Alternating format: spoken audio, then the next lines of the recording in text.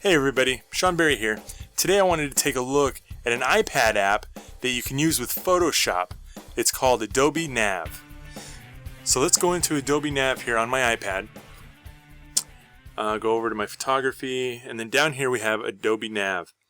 Now what this is, you're going to see these icons here light up in a moment, and it's actually connecting to my Photoshop that I have open right here.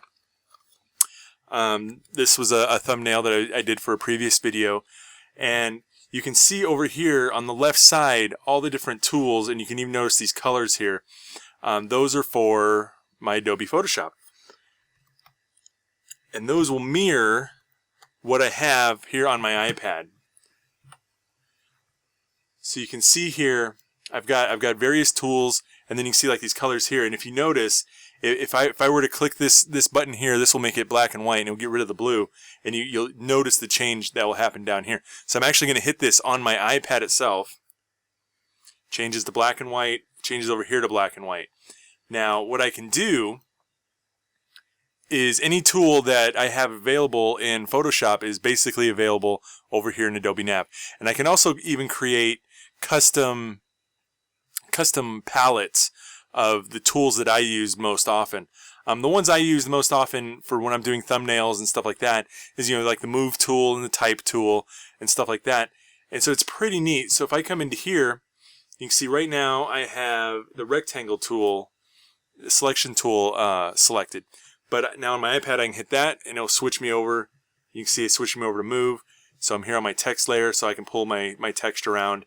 Now if I wanted to add a line of text, I could come over here and click text, but I can just easily tap it on my iPad. You got these nice big buttons, they're about 1.5 inches by 1.5 inches.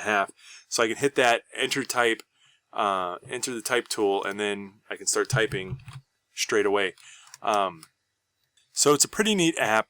You can go in there, customize your palettes, put just the tools you want on there, and you can have it kind of as a third screen. In my case, I have a 30-inch screen above my laptop, and then I have the iPad off to the side with just my tools on it that I can just quickly tap as I'm going through and making edits and creating my thumbnails, or just doing my regular art photography when I'm pulling stuff out of Lightroom and I land in Adobe Photoshop. I am using CC. I think you can use anything above CS5 and up will work with this app, I'm pretty sure. And then the app itself, you can find it in the iTunes store. It's just for the iPad, I believe. I don't think you can use it on the iPhone, but maybe you can. Give it a shot.